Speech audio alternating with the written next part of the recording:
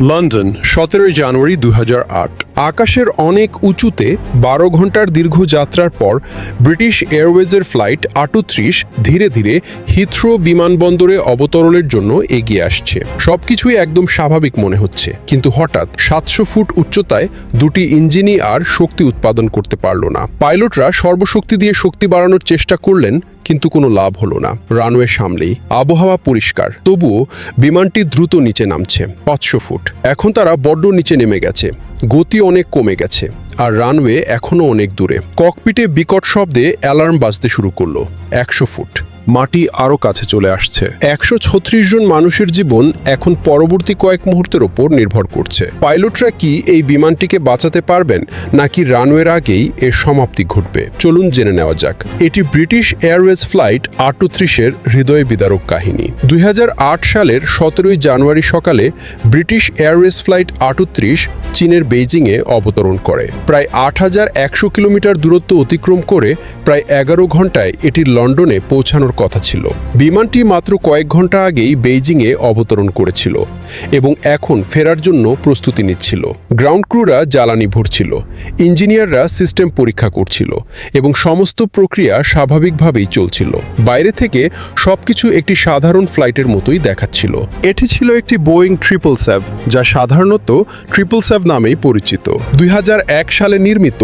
দুর্ঘটনার সময় বিমানটির বয়স ছিল প্রায় 7 বছর এবং এর ইতিহাসে কোনো বড় ধরনের প্রযুক্তিগত সমস্যা ছিল না। এটি দুটি শক্তিশালী রোলস রয়েস ট্রেন্ট 895 ইঞ্জিন দ্বারা চালিত ছিল, যা সেই সময়ে অত্যন্ত নির্ভরযোগ্য বলে বিবেচিত হতো। ফ্লাইটটি পরিচালনা করছিলেন 43 বছর বয়সী ক্যাপ্টেন পিটার বার্কিল। তার মোট প্রায় 12,700 ঘন্টা উড্ডয়নের অভিজ্ঞতা ছিল, যার মধ্যে প্রায় 8,500 ঘন্টা তিনি বোয়িং 777 বিমান চালিয়েছেন। তার সাথে ছিলেন সিনিয়র ফার্স্ট অফিসার জন কাওয়ার্ড, যার প্রায় 9,000 ঘন্টার অভিজ্ঞতা ছিল এবং এই বিমানে প্রায় 7,000 ঘন্টা উড্ডয়ন করেছেন। তৃতীয় পাইলট কর্নার ম্যাগনাস এই ফ্লাইটে রিলিফ পাইলট হিসেবে দায়িত্ব পালন করেন। তার প্রায় 5,000 ঘন্টা উড্ডয়নের অভিজ্ঞতা ছিল, যার মধ্যে প্রায় 1,100 ঘন্টা তিনি বোয়িং 777 বিমান চালিয়েছেন।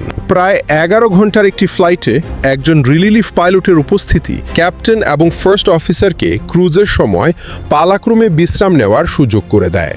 যখন একজন পাইলট বিরতিতে যান, তখন রিলিফ পাইলট ককপিটের দায়িত্ব নেন। দীর্ঘ আন্তর্জাতিক ফ্লাইটে এটি একটি স্বাভাবিক প্রক্রিয়া। ফ্লাইটের আগে 3 জন পাইলটই 2 দিন সম্পূর্ণ বিশ্রাম নিয়েছিলেন। এর মানে এই ঘটনায় ক্লান্তি বা অবসাদ কোনো কারণ ছিল না। 136 জন যাত্রীর যত্ন নেওয়ার জন্য কেবিনে 13 জন ক্রু সদস্য ছিলেন। বোয়িং 777-এর মতো একটি বড় বিমানের জন্য এই সংখ্যাটি তুলনামূলকভাবে কম ছিল। এর মানে হলো বিমানটি স্বাভাবিকের চেয়ে হালকা ছিল। হালকা ওজন সাধারণত ভালো পারফরম্যান্স নিশ্চিত করে। তাই এরপর কি ঘটতে চলেছে সে সম্পর্কে কারো কোনো ধারণা ছিল না। আগের ফ্লাইটে এই একই বিমানটি লন্ডন থেকে বেইজিং গিয়েছিল। যখন এটি বেইজিংয়ে অবতরণ করে, তখন এর ট্যাঙ্কের জ্বালানির তাপমাত্রা ছিল প্রায় -20 ডিগ্রি সেলসিয়াস। ফেরার আগে যখন এতে জ্বালানি ভরা হয়, তখনও তাপমাত্রা ছিল প্রায় -2 ডিগ্রি সেলসিয়াস। এর মানে হলো ফ্লাইট শুরু হওয়ার আগেই জ্বালানি বেশ ঠান্ডা ছিল। সেই সময়ে এটিকে স্বাভাবিক বলেই মনে করা হতো, কারণ বিমানটি যত উঁচুতে উড়বে তাপমাত্রা আরও কমবে বলে আশা করা হচ্ছিল। প্রি ফ্লাইট ব্রিফিংয়ের সময় পাইলটরা সতর্কতার সাথে ফ্লাইট প্ল্যানটি পর্যালোচনা করেন। বিমানটির রাশিয়ার বিশাল বরফাবৃত অঞ্চলের ওপর দিয়ে উত্তর পূর্ব দিকে উড়ে যাওয়ার কথা ছিল। সাধারণত এই রুটে তাপমাত্রা -50 থেকে -60 ডিগ্রি সেলসিয়াসের মধ্যে থাকে, কিন্তু সেদিন আবহাওয়ার রেকর্ড ভিন্ন কথা বলছিল। কিছু এলাকায় তাপমাত্রা -70 ডিগ্রি সেলসিয়াস পর্যন্ত নেমে যাচ্ছিল। এটা পুরোপুরি অসম্ভব ছিল না, কিন্তু স্বাভাবিকের চেয়ে অবশ্যই বেশি ঠান্ডা ছিল। তাই বিমান সংস্থাটির ফ্লাইট পরিকল্পনা দল পর্যায়ক্রমিক ধাপে ধাপে অবতরণের একটি কৌশল তৈরি করে, যাতে বিমানটি পর্যায়ক্রমে আরও কম উচ্চতায় নেমে উষ্ণ বাতাসে উঠতে পারে এবং জ্বালানির তাপমাত্রা খুব বেশি কমে যাওয়া রোধ করা যায়। সেই সময়ে এটিকে একটি সতর্কতামূলক ব্যবস্থা বলে মনে হয়েছিল, কিন্তু এই প্রচণ্ড ঠান্ডাই পরবর্তীতে এই ঘটনার সবচেয়ে গুরুত্বপূর্ণ অংশ হয়ে ওঠে। এখন প্রশ্ন ওঠে, বাইরের তাপমাত্রা এত গুরুত্বপূর্ণ কেন? সর্বোপরি বিমানগুলো প্রচণ্ড ঠান্ডা তাপমাত্রা সহ্য করার জন্যই তৈরি করা হয়। বিমানের কাঠামো, ইঞ্জিন এবং বিভিন্ন সিস্টেম অত্যন্ত কম তাপমাত্রায়ও চলতে পারে। আসল সত্যিটা হলো বিপদটা বিমানটির নিজের মধ্যে নয়, বরং এর জ্বালানির মধ্যে নিহিত। বিমানে ভরা জেটে এক জ্বালানি প্রায় -4 ডিগ্রি সেলসিয়াস তাপমাত্রায় ঘন হতে শুরু করে। এটি পুরোপুরি বরফে পরিণত হয় না, তবে একটি সান্দ্র মোমের মতো পদার্থে পরিণত হতে পারে। এমনটা হলে ফুয়েল ফিল্টার এবং পাম্পগুলো আটকে যেতে পারে, যা ইঞ্জিনে জ্বালানি সরবরাহ ব্যাহত করে। এটাই আসল বিপদ। তবে জ্বালানি বাইরের বাতাসের মতো অতটা ঠান্ডা নয়। ডানার ভেতরে ট্যাঙ্কের সিস্টেমগুলো সামান্য তাপ বজায় রাখে। ককপিটে একটি ফুয়েল টেম্পারেচার ওয়ার্নিং সিস্টেমও রয়েছে। তাপমাত্রা বিপজ্জনক সীমার কাছাকাছি চলে এলে পাইলটরা একটি সতর্ক বার্তা পান এবং বিমানটিকে অপেক্ষাকৃত উষ্ণ বাতাসের নিম্ন উচ্চতায় নামিয়ে আনেন। কিন্তু এখানে একটি আকর্ষণীয় বিষয় রয়েছে। বাইরের তাপমাত্রা -70 ডিগ্রি সেলসিয়াস ছিল বলে জানা গেছে, যেখানে জ্বালানির হিমাঙ্ক হল -44 ডিগ্রি সেলসিয়াস। তাহলে জ্বালানি সঙ্গে সঙ্গে জমে যায় না কেন? কারণ বিমানটি খুব উচ্চ গতিতে ওড়ে। যখন এটি বাতাস ভেদ করে যায়, তখন সামনের বাতাস সংকুচিত হয় এবং এর তাপমাত্রা সামান্য বেড়ে যায়। তাই বাইরের স্থির তাপমাত্রা -70 ডিগ্রি সেলসিয়াস হলেও বিমানকে প্রভাবিতকারী মোট বায়ুর তাপমাত্রা আসলে আরও অনেক বেশি হতে পারে, প্রায় -35 বা -40 ডিগ্রি সেলসিয়াস। এখানে আরেকটি লুকানো কারণ হলো পানি। বিমান সংস্থাগুলো জ্বালানিতে যেন কোনো পানি না থাকে তা নিশ্চিত করার জন্য যথাসাধ্য চেষ্টা করে। কিন্তু সত্যিটা হলো জ্বালানি থেকে 100% পানি অপসারণ করা প্রায় অসম্ভব। ট্যাঙ্কের ভেতরে ও বাইরে বাতাস চলাচল করে এবং এর সাথে আর্দ্রতা নিয়ে আসে। উচ্চতায় তাপমাত্রা বাড়ার সাথে সাথে, যা -5 ডিগ্রি সেলসিয়াস থেকে -20 ডিগ্রি সেলসিয়াসের মধ্যে থাকে, এই পানি ক্ষুদ্র বরফ কণায় পরিণত হতে পারে। এই কণাগুলো একসাথে লেগে বড় বড় দলা তৈরি করতে পারে। আর যদি এই বরফ কণাগুলো জ্বালানি ব্যবস্থার মধ্যে কোনো সংকীর্ণ জায়গায় জমা হয়, তবে তা জ্বালানির পথকে সংকীর্ণ করে দিতে পারে বা কখনো কখনো পুরোপুরি বন্ধ করে দিতে পারে। আর যেহেতু বিমানের ইঞ্জিনের জন্য জ্বালানির নিরবচ্ছিন্ন সরবরাহ প্রয়োজন, তাই সরবরাহ কমে গেলে ইঞ্জিনের শক্তি হঠাৎ কমে যেতে পারে এবং চরম ক্ষেত্রে এমনকি ইঞ্জিন বিকলও হয়ে যেতে পারে।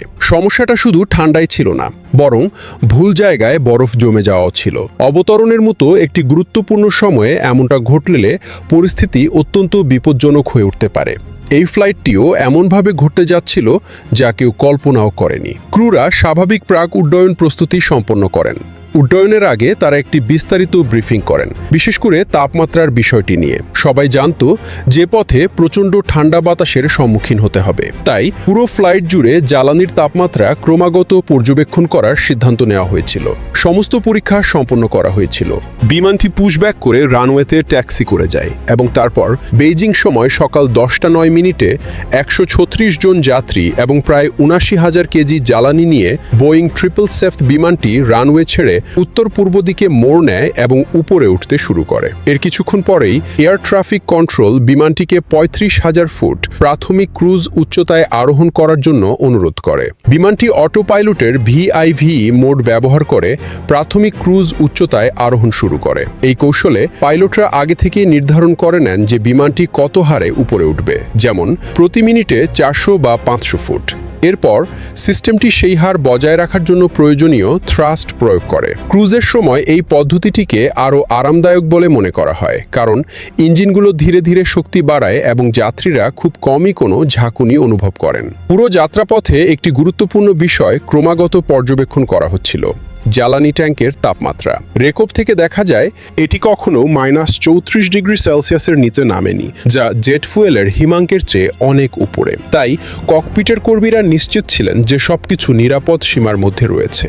বিমানটি রাশিয়া এবং উত্তর ইউরোপের উপর দিয়ে যাওয়ার সময় জ্বালানি পোড়ার কারণে এর ওজন কমতে থাকে। এই কারণেই কয়েক ঘন্টা পরে সুইডেনের উপর দিয়ে যাওয়ার সময় বিমানটিকে আরও প্রায় ৪০,০০০ ফুট উপরে তোলা হয় এবং অবশেষে বিমানটি বিমানটি হিথ্রো বিমানবন্দরের দিকে অবতরণ শুরু করে। এই বিষয়ে সম্পূর্ণ অজ্ঞ থেকে যে আসল সমস্যাটি তখনও দেখা দেয়নি। অবতরণের প্রায় 40 মিনিট আগে এয়ার ট্রাফিক কন্ট্রোল ফ্লাইট 38কে লন্ডনের উত্তর পূর্বে 11,000 ফুট উচ্চতায় একটি হোল্ডিং প্যাটার্নে প্রবেশ করার নির্দেশ দেয়। হিথ্রো বিশ্বের অন্যতম ব্যস্ততম বিমানবন্দর এবং অবতরণের আগে আকাশে চক্কর দেওয়া একটি স্বাভাবিক প্রক্রিয়া। সেই সময় ক্যাপ্টেন বিমানটি চালাচ্ছিলেন, কিন্তু পরিকল্পনা অনুযায়ী অবতরণ করানোর কথা ছিল সিনিয়র ফার্স্ট অফিসারের। তারা মনিটরড অ্যাপ্রোচ নামক একটি পদ্ধতি অনুসরণ করছিলেন। এই পদ্ধতিতে একজন পাইলট যন্ত্রপাতির সাহায্যে বিমানটি চালনা করেন, আর অন্য পাইলট সঠিক সময়ে নিয়ন্ত্রণ নিতে